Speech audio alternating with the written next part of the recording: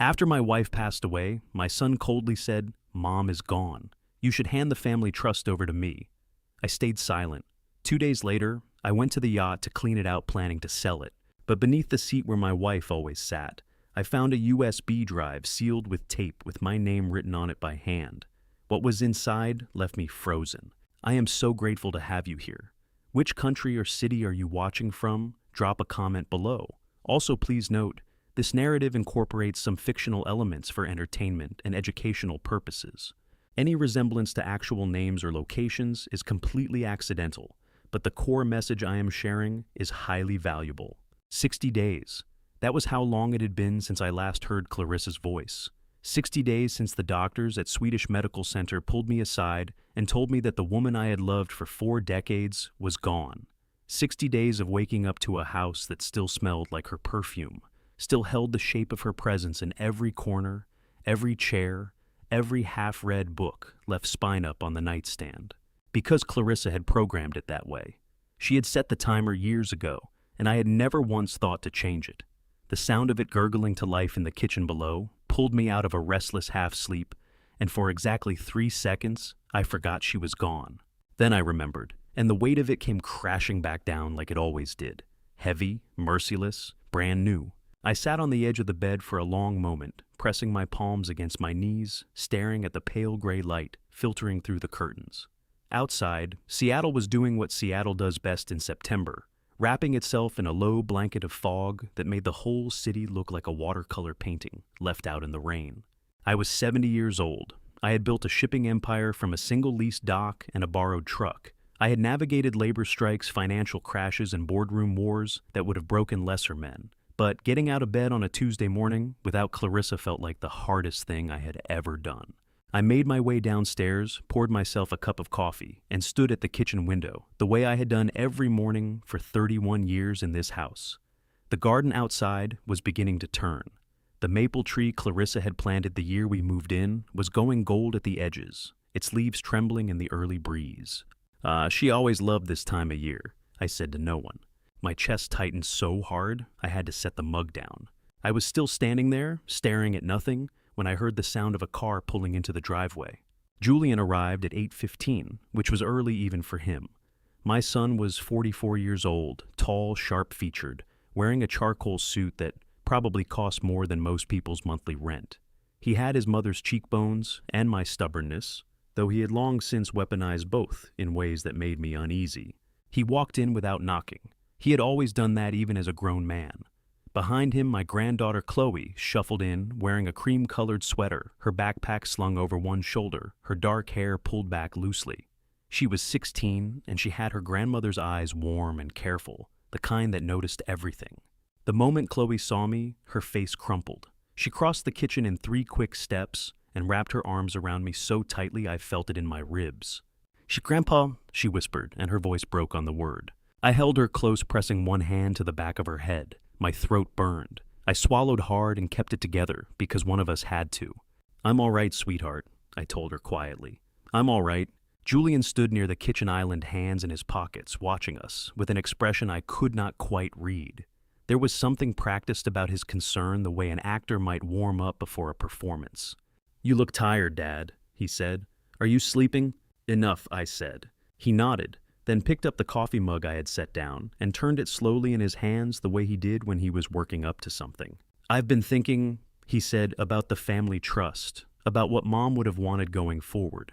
There it was, 60 days. He had waited exactly 60 days. The Snide Family Trust was the legal structure Clarissa and I had built together over decades, a financial vehicle that held the majority of our combined assets, including the controlling stake in Snide Maritime International. Under its terms, both Clarissa and I served as co-trustees. With her gone, the question of succession was now technically open. I kept my voice even. "This isn't the time, Julian. I'm not trying to rush anything." He set the mug down and spread his hands in a gesture of openness that did not reach his eyes. "I just want to make sure everything is protected, for the family, for you." Chloe pulled back from me and looked up at her father with an expression I could only describe as discomfort. She opened her mouth, then closed it again, and looked back at me instead. "Can I go sit in Grandma's reading room?" she asked softly. "Of course," I told her. You know where everything is." She slipped out of the kitchen quietly, and Julian watched her go before turning back to me.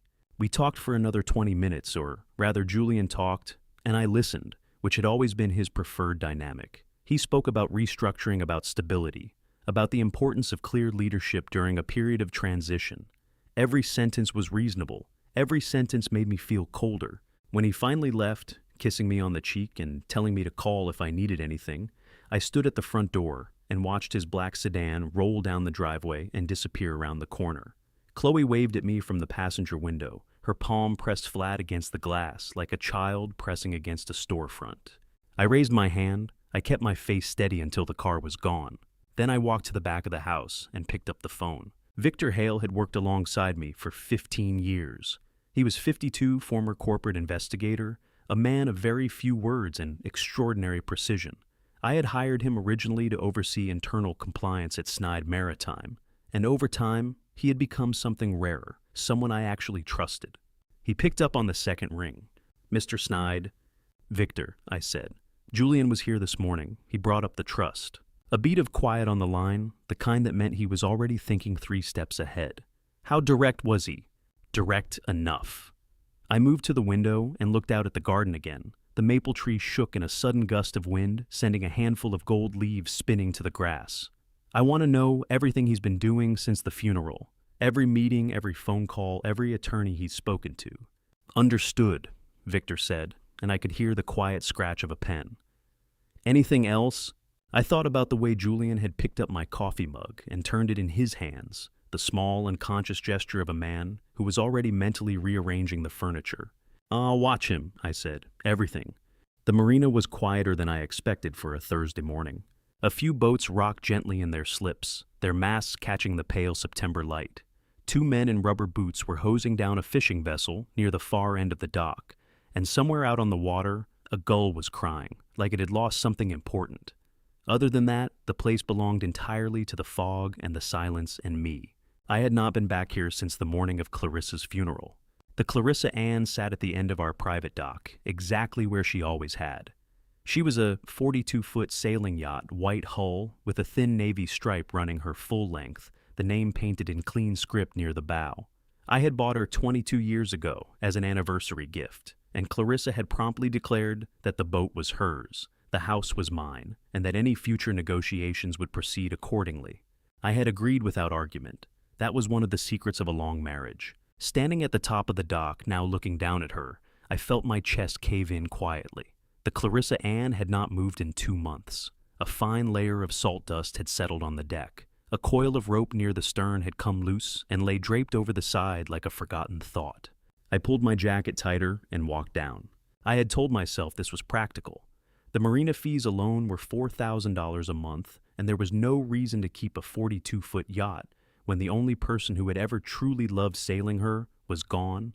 I had a call scheduled with a broker next week. All I needed to do was clear out the personal items, take stock of what was on board, and hand over the keys.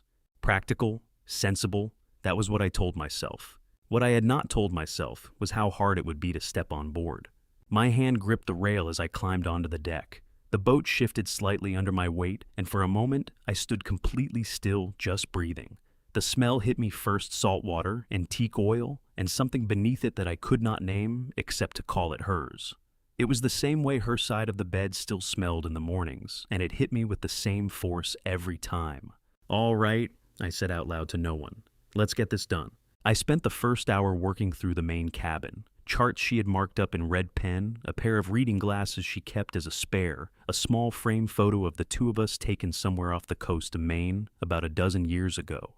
In the photo, Clarissa was laughing at something just out of frame, her silver hair loose around her shoulders, one hand on the wheel.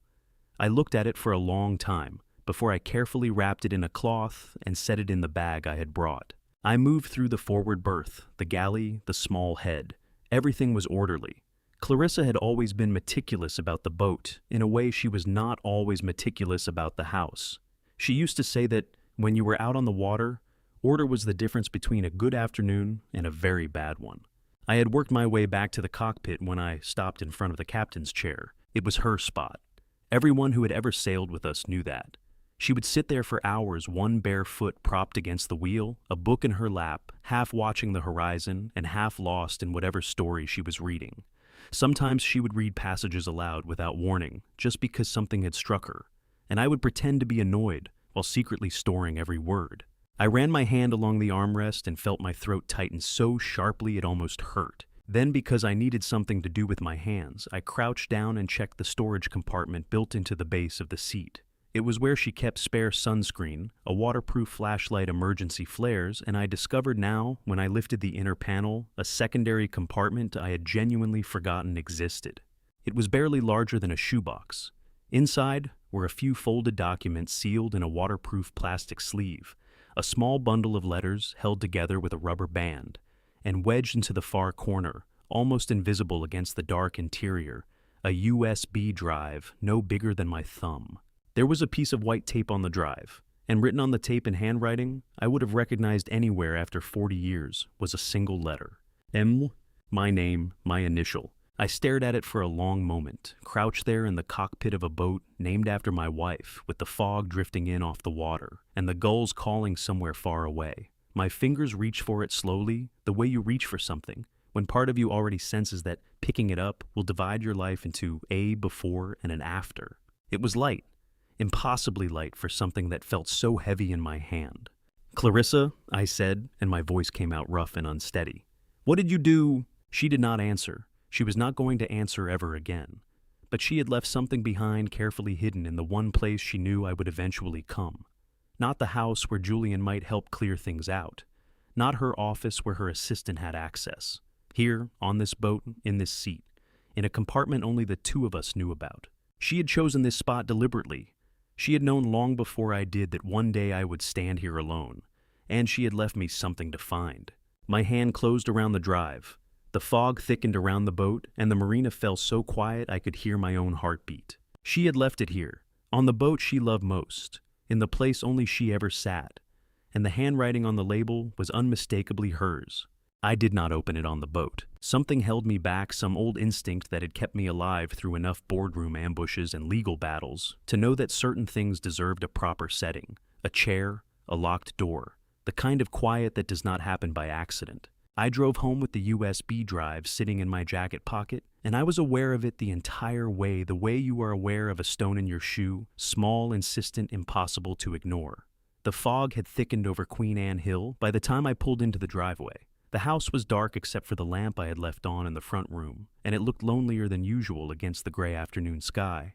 Floor-to-ceiling bookshelves lined 3 walls. A wide oak desk sat facing the window that looked out over the garden. On the corner of the desk, exactly where it had always been, sat a photograph of the two of us from our 30th anniversary dinner. Clarissa was leaning her head against my shoulder, her eyes closed, smiling, the way people smile when they are completely unguarded. I turned the photograph face down before I sat.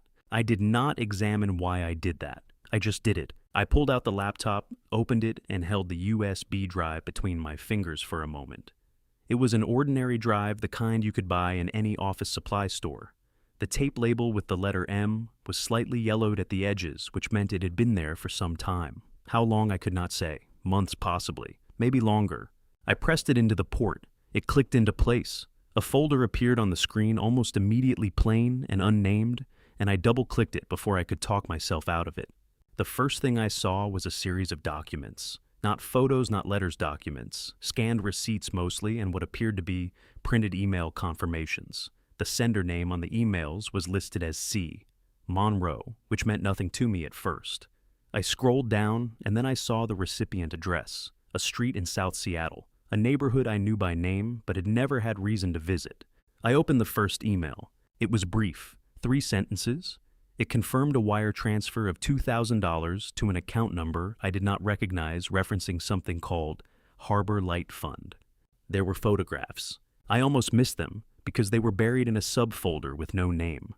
I clicked on it, and the screen filled with images, a man broad-shouldered, working class, in his bearing, the kind of face that had spent years outdoors. He was perhaps 40 in the earlier photos, younger in others. And beside him, growing taller from one image to the next, like a time-lapse of a life I had never witnessed, was a boy, a child, a little boy who became a teenager across the span of a dozen photographs.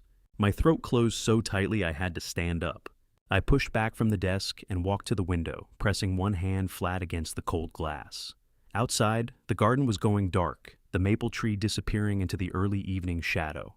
I stood there with my forehead nearly touching the window and breathed through my nose slowly the way a man breathes when he is trying very hard not to fall apart in his own home. Clarissa. Her name came out of me like something torn loose, raw and ragged at the edges. What is this? What did you do? My voice cracked on the last word, and I hated the sound of it. 70 years old, built an empire from nothing, and standing here shaking like a man who had never once been hit by anything harder than a quarterly loss report. I went back to the desk. The last subfolder contained medical records, pediatric cardiology reports from a hospital in South Seattle. The patient name was listed only as LV initials, nothing more, but the diagnosis was written in plain English across the top of every page. Congenital heart disease, severe, ongoing treatment required. And I sat with that for a long time. Then I clicked on the final file in the folder. It was not a document. It was a single photograph larger than the others taken recently enough that the image quality was sharp and clear. The boy, older now, 17 perhaps, standing in front of what appeared to be an automotive workshop, squinting slightly against the light. He had dark hair, a straight nose, a jaw that would grow strong in a few more years, and he had eyes that stopped my heart completely. Blue. Clear and pale in particular, in a way that I had spent 40 years looking into across a kitchen table, a dinner table, a hospital bed. Eyes I would have recognized anywhere in the world, in any face, at any age. The boy in the photograph had Clarissa's eyes, exactly her eyes, and I stood there in the dark and the rain that had begun to tap against the window behind me, with 40 years of marriage pressing down on my chest, like something I could not lift, and a stranger's child staring back at me from a screen.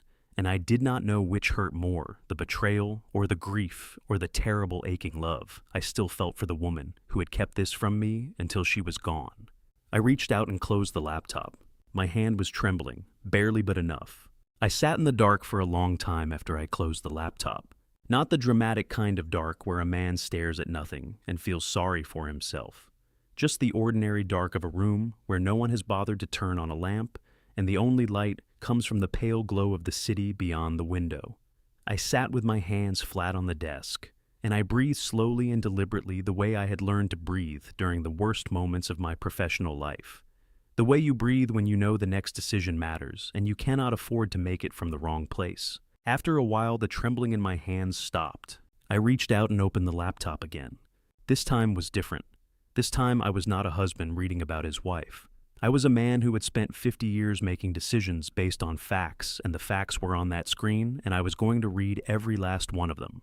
I started from the beginning. The earliest email in the folder was dated September of 2008. That meant the transfers had been running for nearly 16 years. The amounts were consistent, never large enough to draw attention on a personal account statement, never small enough to suggest they were casual. Clarissa had been deliberate about it. She had been careful in the way that people are careful when they are protecting something fragile. I thought about the year 2007. It was not a year I revisited often. I had been deep in the middle of expanding Snide Maritime into the Pacific Rim market, which had meant months of travel, extended absences, and a version of myself that was more company than husband. Clarissa had never complained directly. That was not her way. But I remembered coming home from a 3-month stretch in Tokyo and finding her quieter than usual, the warmth between us slightly dimmed, like a fire that had been left untended. I had told myself it was temporary. I had told myself she understood the demands of building something that would outlast both of us. I had told myself a great many things that year that turned out to be convenient rather than true. I opened the subfolder with the photographs again. This time, I looked at them methodically the way you study a document rather than react to it. The man's name was not listed anywhere in the folder, but I could piece together a profile from the background details. The workshop behind him in several images bore a hand-painted sign, Vance Auto, and the neighborhood looked like South Seattle, the industrial stretch near the Duwamish River, where small repair shops had been holding on for decades. He was a working man, calloused hands, practical clothing, the kind of face that did not waste expressions on things that did not matter. He did not look like a man who had set out to destroy anything. He looked like a man who had simply existed in the wrong place at the wrong moment in someone else's story. I looked at the photographs of the boy next. I made myself do it properly this time, without flinching. He was by my estimation 17 years old in the most recent image. Dark hair, a lean build that suggested he spent time outdoors, a small scar on his chin that caught the light in one photo. And those eyes, I would not let myself look away from them this time. Blue, clear, unmistakably familiar. Clarissa's eyes set into a face that had never once been part of my world until 48 hours ago. The medical records were the hardest to read, not because they were graphic, they were not, but because they were so plainly the records of a child who had been fighting something serious his entire life. Congenital heart disease was the clinical term, which meant the defect had been present since birth, which meant this boy had come into the world already carrying something heavy. The most recent report, dated 4 months ago, listed his condition as deteriorating. The recommended treatment was surgical intervention. The estimated cost was listed in a separate document, and when I found it, I understood immediately why Clarissa's transfers had increased in frequency over the past 2 years. She had been trying to cover the cost of the surgery herself. She had run out of time before she could. Near the bottom of the folder, almost hidden beneath the financial records, was a text document, no title. I opened it and found 7 lines of writing in a font I recognized as Clarissa's preferred typeface, the one she used for personal correspondence. Magnus. I tried to tell you 3 times. Each time I could not find the words. I am not asking you to forgive me. I am only asking you to read what is in the box before you decide what kind of man you want to be about this. The rest is at First National. Box number 472. You have always known what the right thing was. That is one of the things I have always loved most about you. I read it twice, then a 3rd time. My chest felt like something had been slowly tightening around it for hours and had finally at that sentence let go, just enough to let me breathe. She had tried. 3 times she had tried to tell me, and she had failed, and then she had done the next best thing she could think of. She had left me a trail, a careful, deliberate trail that led from a boat she knew I would eventually have to clear out to a drive she knew I would eventually open to a box in a bank that held whatever she had not been able to say out loud. Outside, the first pale light of morning was beginning to separate the sky from the water. I had been in this room for hours without noticing. I closed the laptop for the 2nd time. This time, my hands were steady. I picked up a pen and wrote 1 line on the notepad beside the desk. First National Bank, box 472. Then, I stood up, walked to the window, and looked out at the garden as the maple trees slowly emerged from the dark. I had spent 40 years building an empire. Now I had one morning to decide what kind of man I wanted to be for however many mornings I had left. The 41st floor of the Snide Maritime building looked the same as it always had. Floor-to-ceiling windows on 3 sides, the gray-green sprawl of Puget Sound, visible on clear days and swallowed by clouds on days like this one. A long conference table of dark walnut, 12 leather chairs, a wall-mounted screen that had displayed more financial projections than I could count over the decades. I had sat at the head of this table for 30 years. I knew every scratch on its surface, every creak in the chairs, the particular way the afternoon light moved across the room between 2 and 4 in September. I had built this room. I had earned the right to sit in it. I took my seat at the head of the table and watched my son arrange his presentation materials with the quiet efficiency of a man who had been rehearsing this moment for some time. Julian ran the Pacific Operations Division of Snide Maritime, which was a role I had given him 8 years ago, because he was genuinely talented, and because Clarissa had asked me to give him a real opportunity rather than a ceremonial title. He was good at the work. I had never doubted that. What I had sometimes doubted was the part of him that treated every room as a negotiation and every person in it as a variable to be managed. He clicked the presentation open and smiled at the assembled team, 3 senior directors, our chief financial officer Margaret Hollis, and our head of legal, a precise and careful man named Davis Carmichael, who had been with the company for 22 years. "Thanks for making time this week," Julian said, leaning forward slightly in the way he did when he wanted to project warmth and authority simultaneously. "I know it has been a difficult few months for all of us personally, but part of honoring what this company represents is making sure we keep it strong for the long term." He paused just long enough for the sentiment to land. Then he advanced to the first slide. The presentation was well constructed. I gave him that. It outlined a proposed restructuring of the Snide Family Trust's governance framework, framed around the concept of distributed leadership and long-term succession planning. The language was careful. Words like modernization and resilience and future-proofing appeared often. The name Magnus Snide appeared nowhere, but the subtext was as clear to me as if he had written it in capital letters across every slide. He wanted control of the trust, and he was building the professional case for why that was not only reasonable, but responsible. Margaret Hollis asked two sharp questions about the financial mechanics, which Julian answered smoothly.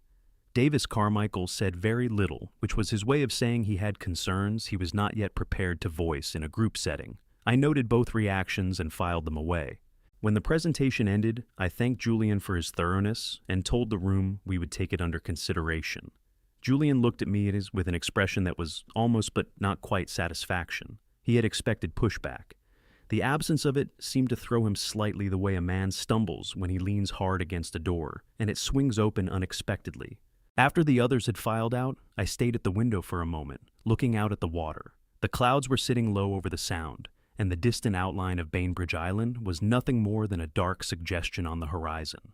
I heard footsteps behind me and did not turn around. "Walk with me," I said. Victor Hale fell into step beside me as I moved toward the private elevator at the end of the hall. He was carrying a slim leather folder, which meant he had things to tell me that he preferred not to say in a room with recording equipment. We rode down to the parking level in the kind of quiet that only comes between two people who have worked together long enough to have developed their own shorthand. When the doors opened and we were alone in the concrete corridor, Victor opened the folder. 7 shareholders, he said, without preamble. He has had individual meetings with 7 of the 12 major shareholders over the past 2 weeks. 4 of them have responded positively to his framing. My jaw tightened. Which 4? Victor listed the names. I recognized all of them. 2 were men who had always been more impressed by Julian's energy than by my caution, and the other 2 were newer investors who did not have the institutional loyalty of the founding shareholders. He also placed a call last Thursday to a firm in Bellevue, Victor continued. Hargrove and Associates. They specialize in elder law and cognitive capacity assessments. Elder law, cognitive capacity assessments. My son was laying the groundwork to argue that his father was no longer mentally fit to manage his own affairs. I stopped walking and stood for a moment in the middle of the parking level, the concrete ceiling pressing low overhead, the sound of the ventilation system filling the space with a low, constant hum. "Is there anything else?" I asked. "Not yet," Victor said. "But there will be." I nodded slowly. Somewhere above us in the elevator we had just vacated, Julian was probably already on his phone, reporting back to someone that the meeting had gone well, that the old man had not resisted, that everything was proceeding according to plan. Good. Let him think that. I turned toward my car and pulled out my keys. "Don't stop him yet," I said. "I want to see how far he's willing to go." Victor did not answer immediately, which meant he understood exactly what I was saying and was deciding how he felt about it. Julian had always been impatient, I said mostly to myself. It was the one flaw Clarissa never wanted to see. I unlocked the car and got in. Now I'm counting on it. I told myself I was just going to drive past. That was all. A single pass down the street, a quick look, and then back to Queen Anne Hill, where I could think clearly and behave like a rational man. I was not going to stop. I was certainly not going to get out of the car.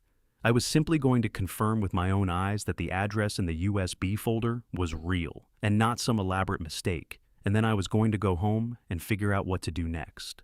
That was what I told myself. I had been telling myself reasonable things all week and acting on something else entirely.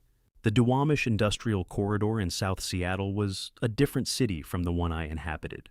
The streets here were narrower, lined with chain-link fences and low commercial buildings, with hand-painted signs and parking lots full of work vehicles. A few of the old warehouses had been converted to small manufacturing units. Others were exactly what they had always been, tired, functional, useful, in the way that unglamorous things are useful. The kind of neighborhood that kept the rest of the city running without ever appearing in a magazine about it. Vance Auto sat on a corner lot between a tire shop and a modest Vietnamese grocery. It was smaller than I had imagined from the photographs, a 2-bay garage with a roll-up door on each bay, one of which was open to the morning air. A weathered sign above the entrance read the name in blue lettering that had once been bright and was now the color of a cloudy sky. A single pickup truck sat on the lift inside its undercarriage exposed. I drove past, once turned around at the end of the block and parked across the street, and then I stayed. The man I had come to think of as Silas, though I still did not know his first name with certainty. Only the surname Vance from the sign was working inside the open bay. He was perhaps 50 broad through the shoulders, moving with the practiced economy of someone who had been doing physical work his entire life. His coveralls were dark with grease along the forearms. He worked without hurry and without waste the way a man works when he is confident in what he knows. I watched him for a few minutes and felt something unexpected move through me. Not anger, not the hot reactive emotion I had half anticipated finding when I finally laid eyes on the man who had upended my understanding of my own marriage. What I felt instead was something quieter and more complicated. Something that might, if I pressed it, have been a reluctant kind of recognition. He was just a man doing his work. He had not asked for any of this either. Then the boy appeared. He came out of the small office at the back of the garage, walking slowly, one hand trailing along the wall in a way that suggested the gesture was habitual rather than necessary. He was tall for his age, lean, in the way that teenagers are when they have grown faster than they have filled out. He was wearing a gray jacket that was slightly too large for him, and he was carrying a paperback book with one finger marking his place. He sat down on a metal stool near the open bay door and opened the book. Then he coughed. It was not a dramatic sound, just a dry, persistent cough that he pressed into the crook of his elbow, the kind of cough that had clearly become so routine he did not even pause his reading for it. But Silas heard it. He looked up from the truck, immediately his eyes cutting across the garage floor to the boy with an expression that hit me somewhere I was not prepared to be hit. Raw, helpless worry, the look of a man who had been watching something he could not fix for a very long time. "You doing okay over there?" Silas called out, his voice carrying easily across the garage. The boy lowered his book. "I'm fine, Dad," he said with a particular patience of someone who has answered the same question many times and has decided not to be annoyed by it. "You take your medication this morning, the pores, and Weisenberg.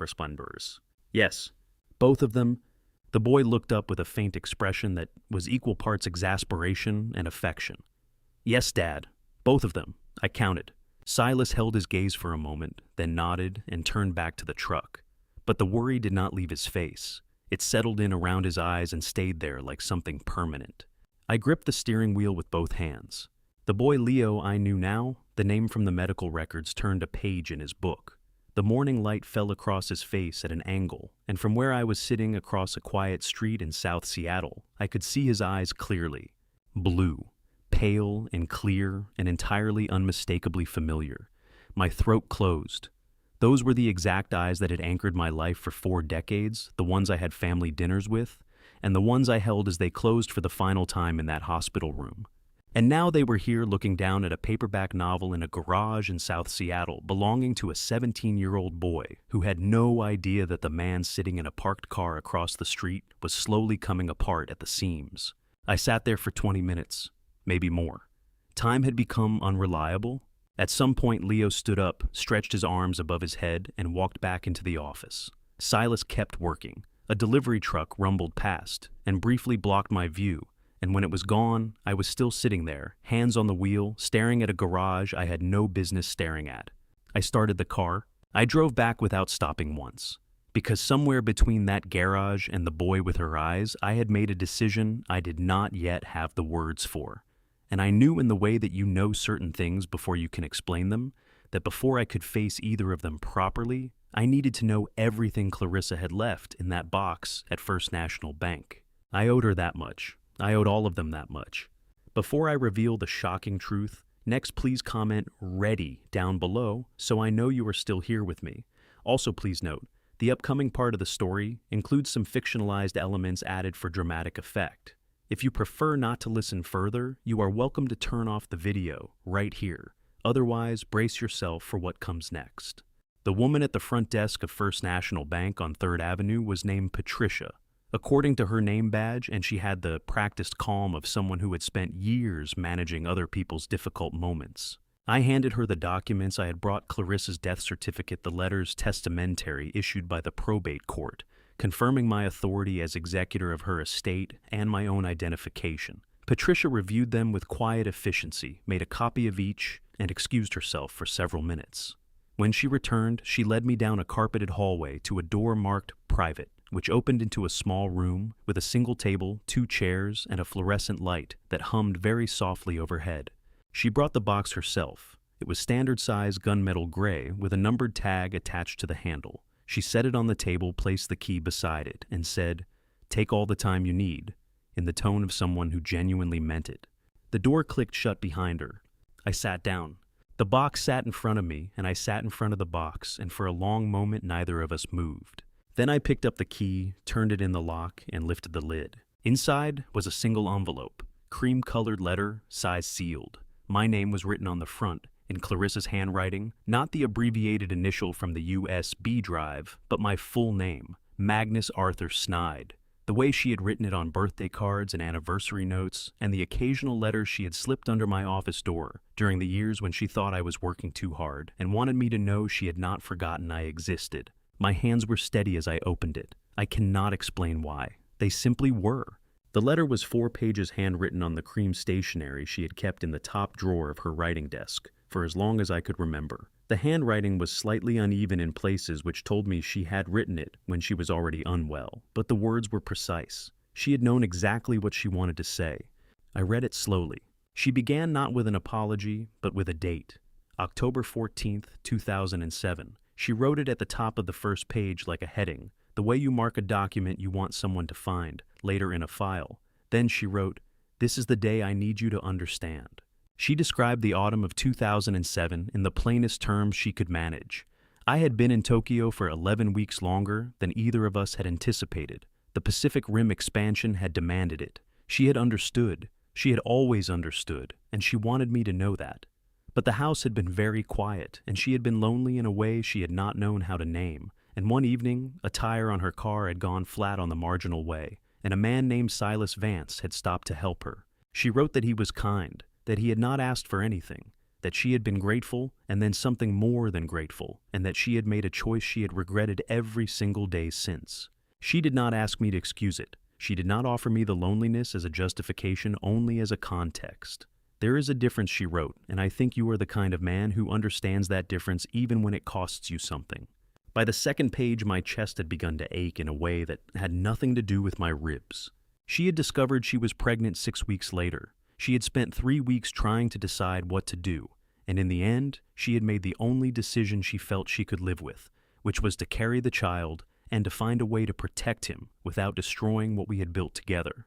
She had contacted a lawyer she trusted. She had established the Harbor Light Fund as a private charitable vehicle, a legal structure that allowed her to make regular financial contributions to a designated recipient without her name appearing anywhere in the transaction record. She had told me she was setting up a small family foundation for healthcare causes. I had signed the paperwork without reading it closely because I trusted her completely. That sentence sat on the page like a stone. I had signed the paperwork without reading it closely because I trusted her completely. I set the letter down for a moment and pressed both hands flat on the table and looked at the fluorescent light above me until the feeling in my throat subsided enough that I could continue. On the 3rd page, she wrote about Leo. She had seen him twice from a distance over the years, always arranging it through channels that could not be traced back to her. She described a boy who loved books and asked too many questions and had his father's broad shoulders, and she wrote with a steadiness that cost her something my eyes. She wrote that she had watched him grow up in photographs and medical reports and had prayed every day that the surgery he needed would become available before she was gone. She had been trying to save enough from her personal accounts to cover it herself. She had not managed it in time. Then she asked me something. She did not demand. She did not instruct. She asked in the same voice she had used when she wanted me to consider something carefully before I refused. "Magnus, I am not asking you to love him. I am not asking you to insert yourself into his life or his father's life in any way that does not feel right to you. I am only asking you to make sure he does not die for lack of something that our family could provide without ever feeling it. That is all. The rest is yours to decide." The last page was brief. She wrote that she had tried to tell me 3 times and had failed each time, not because she thought I would leave, but because she could not bear to see the look on my face when she did. She wrote that she knew this was a coward's solution, and she was sorry for it. She wrote that she had loved me since she was 26 years old and had never, not for a single day, stopped. And then at the very bottom of the last page in handwriting that was shakier than the rest, she had written one final line. I never stopped loving you, not for one single day. But I also could not let that boy disappear from the world, knowing I was the reason he existed. I folded the letter along its original creases. My hands were steady. My chest was not. I sat in that small room with the humming fluorescent light and the gunmetal box, and 40 years of marriage pressed between 4 sheets of cream stationery, and I did not cry, but I came very close. After a while, I stood up, placed the letter carefully back in its envelope, and put it in my jacket pocket. Then I picked up my keys, thanked Patricia on my way out, and walked into the cold October morning. I sat in my car outside the bank for a long time, watching Seattle move around me, the way cities do, indifferent, continuous, entirely unaware that a man had just finished reading the most important document of his life. I sat with that for a long time, holding 40 years of love and 18 years of silence, trying to figure out which one I owed more. The letter was still in my coat pocket when I got home. I hadn't put it anywhere else. I hadn't locked it in the safe or tucked it into a drawer, the way I would have filed any other document in 40 years of business. I just kept it there close to my chest, the way a man holds something he isn't ready to let go of yet. The house was quiet. The housekeeper Rosa had already left for the evening. The kitchen smelled faintly of rosemary from whatever she'd left, warming on the stove, and the late afternoon sun came through the west-facing windows at that low golden angle that Clarissa had always called the good light. She used to stand right there at the edge of the living room and hold her coffee cup up to it like she was toasting the sky. I walked past the living room without stopping. My private study was at the end of the hall, a room that Julian had always treated as off-limits, not because I forbade him, but because he sensed correctly that it was the one place in this house where I was entirely myself. Bookshelves floor to ceiling, a partner's desk my father brought over from Edinburgh in 1971. A single-frame photograph of the Clarissa Ann on the water at sunset, taken the summer of 1998, the year we celebrated our 20th anniversary. I sat down at the desk, pulled the letter from my pocket, and laid it flat. Then I picked up the phone and called Victor. He answered on the second ring. "Mr. Snide?" "Come to the house," I said. "Tonight, 9 o'clock. A pause. Victor had worked for me for 15 years. He knew the difference between a request and a directive. "I'll be there," he said, and hung up. I spent the next 2 hours making notes. Not emotional notes, not the kind of raw, desperate scrawling I'd done the night I first opened the USB drive. These were the other kind, the kind I'd been making my whole professional life. Columns and bullet points, names and dates, cause and effect, laid out with the same methodical clarity I'd applied to every shipping contract, every acquisition, every negotiation I'd ever walked into and walked out of victorious. If Julian thought the grief had made me slow, he was about to learn how wrong he was. The grief had made me sharp. There is nothing that clarifies a man's priorities faster than loss. By the time I heard Victor's car on the gravel at 8:57, I had 2 pages of notes and a clear picture of what needed to happen.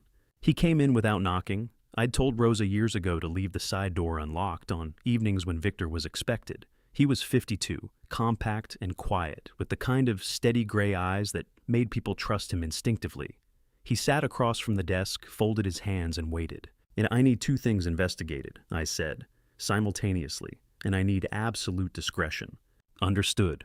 "First, Julian's financials, not Snide Maritime, his personal accounts.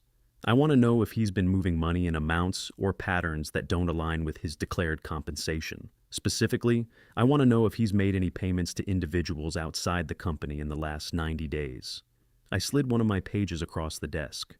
I've written down the parameters. Work with Doyle.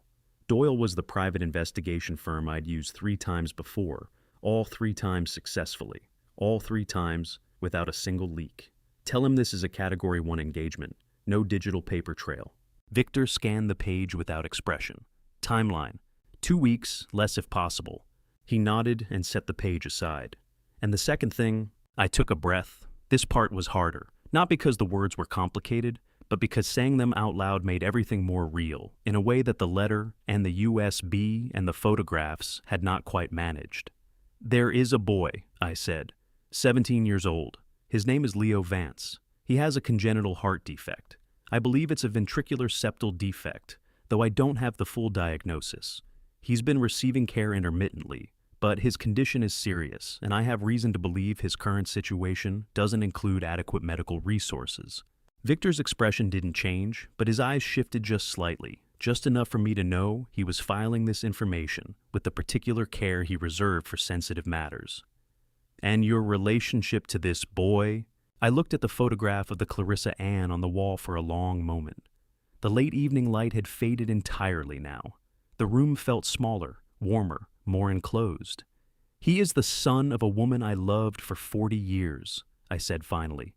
That is enough. Victor held my gaze. He was not a sentimental man, but he was a perceptive one. He nodded once. What do you need? I need to know the name of his cardiologist, the specific diagnosis, the surgical options available, and the cost. I need it researched carefully, not through direct contact with the boy, or his father, not yet. I don't want them alarmed. My voice caught unexpectedly on the last sentence. I steadied it. He is 17 years old, and he is sick, and the woman who loved him quietly for 17 years is gone. I intend to make sure that matters. Victor was quiet for a moment. Then he said, I'll handle it personally. Good. I squared the papers on my desk and set the letter on top of them face down. Julian made his move last week. He thinks he has time. He thinks I'm grieving and distracted and that the board is within his reach. I looked up at Victor and I felt the weight of everything I was carrying settle into something more like purpose. I want him to keep thinking that. The corner of Victor's mouth moved not quite a smile, but close. Understood, Mr. Snide. After he left, I sat alone in the study for a long time. Outside, Seattle was doing what Seattle does in October. The clouds coming in, low and dark from the sound, the first hint of real cold in the air, the city lights beginning to blur at the edges through the window glass. Somewhere across town, in a modest house in South Seattle, a 17-year-old boy with his mother's eyes was going about his evening without knowing that any of this was happening. I pulled the letter from the bottom of the stack and held it for a moment without opening it. I'm sorry I wasn't braver, Clarissa had written, but I always believed you would know what to do. I set it down. She was right. I did know what to do. I had always known what to do. I just needed to be absolutely certain before I did it. The address Victor had confirmed was on Occidental Avenue South, tucked between a tire shop and a Vietnamese grocery that had been there longer than either of us had any reason to know. Vance Auto Repair. The sign above the bay door was hand-painted, the letters slightly uneven, the kind of sign a man makes himself when he doesn't have the money to pay someone else to do it properly. I parked across the street and sat for a moment. I had built a shipping empire from a single leased cargo berth in 1981. I had negotiated contracts with governments. I had fired board members without blinking. But sitting in that car looking at that hand-painted sign, I felt something I hadn't felt in a long time. Nervous. I got out and crossed the street. The bay was open. A radio played somewhere in the backcountry, music low and tinny. There was a late-model Honda up on the lift, and underneath it a pair of boots protruding from the shadows. I stepped inside and cleared my throat. The boots moved. Silas Vance rolled out on a mechanic's creeper, squinting up at me. He was younger than I'd imagined from the photograph's early 40s, lean with grease on his forearms, and a face that had been weathered by years of outdoor work. His eyes were cautious in the way that people who have learned to be careful tend to be cautious. Not hostile, just measured. Help you? He said, sitting up. I'm looking for Silas Vance. You found him. He grabbed a rag from his belt and wiped his hands, studying me with the kind of quiet assessment that reminded me unexpectedly of Victor. You don't look like you need a timing belt replaced. Oh no, I said, I don't. I introduced myself simply Magnus, an attorney handling a charitable trust disbursement, following up on a long-standing beneficiary account. It wasn't entirely false. I was handling a trust. The charitable part was still taking shape. Silas's expression shifted not dramatically, but I noticed. His jaw tightened slightly. Harbor Light, he said. It wasn't a question. Yes. He was quiet for a long moment, turning the rag over in his hands. Payments stopped 4 months ago, he said. Right after he stopped, pressed his lips together. Right after the account holder passed. I'm aware, I said. That's why I'm here. He looked at me for a long time. A car passed outside on the street. The radio played on in the back of the shop. Then Silas Vance nodded once and jerked his head toward a small office at the side of the bay. Come on back, he said. The office was tiny, a desk, 2 chairs, a filing cabinet with a coffee maker balanced on top of it. A child's drawing was taped to the wall above the desk, a boat on blue water, the kind of drawing a young child makes. Written in crayon at the bottom, Dad's Boat, by Leo, age 8. Silas caught me looking at it. He drew that when he was in 3rd grade. He said pouring 2 mugs without asking. During one of his hospital stays, they gave him art supplies to keep him occupied. He set a mug in front of me. He drew boats because I used to tell him stories about where we came from. My grandfather was a fisherman in Galway. I wrapped both hands around the mug. The coffee was strong and slightly bitter, and it was the best thing I'd tasted all week. "How is Leo doing?" I asked. Silas sat down. The guardedness came back into his face. "Why do you need to know that?" "Because the trust's medical provisions are still active," I said carefully. "I need to assess the current situation before any decisions are made about reinstating support." It was the right thing to say. Not because it was deceptive, but because it was true enough to open the door, and the door needed to be open. Silas exhaled slowly, and some of the tension went out of his shoulders. "He's 17, Silas said. "The defect ventricular septal defect large hasn't closed on its own the way the doctors hoped it might when he was small. He gets tired easily. He can't run. Some days are harder than others." His voice was steady, but his hands were not. They tightened around the mug knuckles, pale for just a moment, before he relaxed them deliberately. "The cardiologist at Seattle Children's says he needs surgical repair, has needed it for 2 years, but without insurance coverage or—" He stopped again, looked down at the desk. "How much?" I asked quietly. He named a figure. It was substantial, but not to me insurmountable. I kept my face neutral. The sound of the bay door swinging open interrupted us. Boots on concrete, light and quick. "Dad, Mrs. Whitmore called about her Camry O." The boy stopped in the doorway. Leo Vance was 17 years old and tall for his age, slim, in the way that suggested his body had spent its energy on growth rather than weight. He had Silas's coloring and Silas's jaw, but his eyes wide set a particular shade of gray-blue, slightly luminous in the low light of the office, were not Silas's at all. They were Clarissa's eyes. Exactly Clarissa's eyes. My throat closed without warning. I felt the pressure of tears that I absolutely refused to let fall.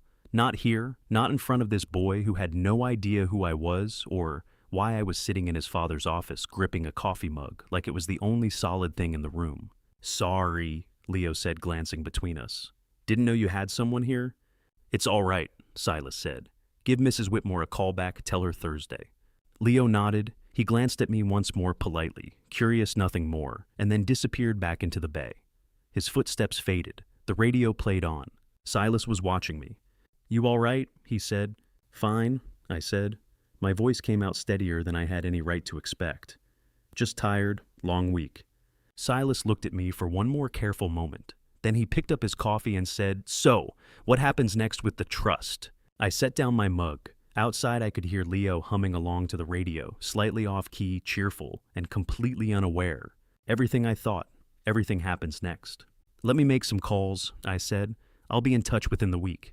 Victor arrived at 7 in the morning, which told me everything I needed to know before he even opened his mouth. In 15 years, Victor Hale had never come to the house before 9. He was a methodical man, a careful man, a man who believed that arriving early sent a message and that messages should only be sent when they were worth sending. When I heard his car in the drive at 6:58, I was already dressed. I poured a second cup of coffee and had it waiting on the desk when he walked in. He set a manila folder down without preamble. "Doyle finished," he said. I opened the folder.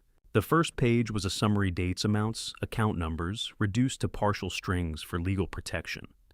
Julian's personal account showed 3 wire transfers over the past 11 weeks, each one routed through a shell, LLC, registered in Delaware, a company called Harwick Consulting Group, that had no employees, no website, no registered address beyond a P.O. box in Wilmington. The total across the 3 transfers was $41,000. The recipient traced through Doyle's financial forensics contact was a man named Danny Marsh. I turned to the second page. Danny Marsh, age 34, employed at Cascade Automotive Services in Renton, Washington. 2 prior misdemeanor convictions, a DUI in 2019 and a petty theft charge in 2021, the latter dismissed. No current employer relationship with Snide Maritime or any subsidiary. No reason on earth for Julian Snide to wire $41,000 to a car mechanic in Renton. I set the page down. My jaw was tight. I could feel the anger moving through me like a current, not the hot explosive kind, but the cold sustained kind that doesn't dissipate quickly. The kind that had powered every significant decision I'd made in 40 years of business. He hired someone, I said. That's what the money suggests, Victor said. He was standing near the window, hands clasped behind his back. Doyle can't confirm the nature of the engagement without additional evidence. But the pattern is consistent with a contracted service, paid in installments, third transfer approximately 10 days ago. 10 days ago. I had driven my car to a lunch meeting in Bellevue 10 days ago. I had taken the Jaguar because the Range Rover was in for routine service. The Jaguar that Julian knew I drove every Tuesday. The coffee mug was warm in my hand. I set it down carefully because my hand wanted to do something else with it, and I was not a man who threw things. Who else knows about this? I asked. No one outside Doyle's team in this room. Keep it that way. I closed the folder and leaned back. The morning light was coming through the study window, gray and watery Seattle in November, the sky the color of old pewter. I thought about Leo Vance drawing a boat in crayon from a hospital bed. I thought about Clarissa writing a letter she never expected to have to write. I thought about $41,000 wired to a mechanic in Renton. I want the wiretap, I said. Victor nodded slowly. He had been anticipating this. Washington requires court authorization for wiretapping. We'll need to go through the Attorney General's office, present the financial evidence as probable cause for an ongoing criminal conspiracy. It's workable, but it requires bringing in legal counsel. Call Hartman. Eleanor Hartman was the finest criminal defense attorney in Seattle, which meant she also understood criminal prosecution better than most prosecutors did. I had retained her firm 3 years prior for a corporate espionage matter that never went to trial because Eleanor had made the opposition understand quietly and thoroughly that going to trial would be a catastrophic error. Tell her it's urgent and confidential, full engagement. She'll want to review Doyle's materials. She can have everything. I want the authorization filed by end of week. Victor pulled a small notebook from his jacket pocket and made a precise notation. That notebook was why I trusted him, not because he wrote things down, but because of what he chose to write down and what he chose to remember instead. There's one more thing, he said, not looking up from the notebook. Doyle flagged a fourth potential payment, smaller, still pending confirmation. If it clears the total, exceeds $50,000. At that threshold, federal wire fraud statutes potentially apply in addition to Washington state charges. I absorbed that. Federal involvement would complicate the timeline, but strengthen the eventual case considerably. Noted, I said. Don't act on it yet. I want Eleanor to advise on sequencing. Understood. He closed the notebook. I stood up and walked to the window. The harbor was visible in the far distance, a faint gray shimmer between the buildings. Somewhere out there, the Clarissa Ann was moored at the marina, waiting. I hadn't been back since the day I found the USB. Victor, I said without turning around. Sir, when this is over, when Julian has been dealt with properly and completely, I want to make sure Leo Vance has everything he needs for that surgery, whatever the cost, whatever the process. I want it handled. A pause. I'll begin researching the medical coordination requirements, Victor said. Seattle Children's you mentioned. Yes, I turned from the window. And Victor, thank you for all of it. He looked faintly uncomfortable the way capable, reserved men always do when thanked sincerely. Just doing my job, Mr. Snide, he said. No, I said. You're doing considerably more than that. After he left, I sat back down at the desk and opened the folder one more time. Danny Marsh's face stared up at me from a DMV photograph. Ordinary, unremarkable, the face of a man who had made a very poor decision for $41,000. I wondered if he had any idea what he'd gotten himself into. I picked up the phone and called Eleanor Hartman. Eleanor had filed the wiretap authorization on Thursday. By Monday morning, I was back to my regular schedule, or what appeared to be my regular schedule, which was the point. Julian was watching me. I had known it for weeks, the way a man knows when he's being studied across a room, even when no one appears to be looking. Small things, a question asked too casually at the wrong moment, a comment about my health that landed half a beat too early in the conversation. He was waiting for signs of decline. I gave him none. I went to my Tuesday lunch meetings. I drove the Jaguar. I drove the Jaguar on the Tuesday that everything changed. The call came in at 11:42 a.m., a routine check from Victor about the Hartman filing. I had just merged onto I-405 southbound, heading toward a lunch meeting at a restaurant in Bellevue. Traffic was moderate. The morning rain had eased off, leaving the asphalt wet and gleaming under a pale November sky. I noticed the brake pedal first. It went soft under my foot not all at once, but in that particular sickening way that tells a driver something is wrong before his mind has fully processed what his body already knows. I pumped it instinctively. The car slowed, but not enough, not with the right resistance. My hands tightened on the wheel. The off-ramp was 200 yards ahead. I kept my foot steady, steered toward the shoulder, and used the emergency brake to bring the Jaguar to a controlled stop on the grass verge just past the exit. My heart was hammering against my ribs so hard I could feel it in my throat. My hands were shaking against the leather of the steering wheel, trembling in a way I hadn't experienced since the morning Clarissa stopped breathing. I sat there for a full 30 seconds, gripping the wheel, breathing. Then I called Victor. "Get Eleanor on the phone," I said the moment he picked up.